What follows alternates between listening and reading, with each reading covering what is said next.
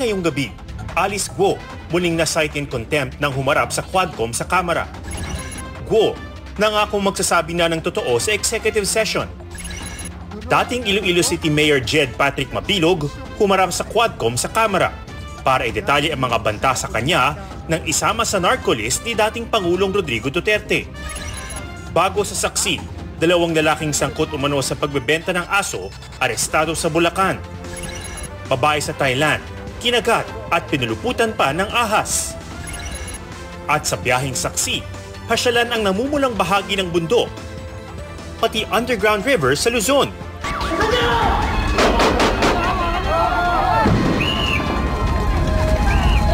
Sama-sama tayong magiging saksi!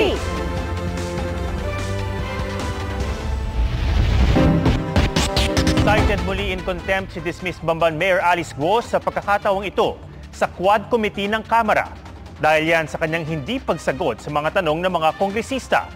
Humihingi rin si Guo ng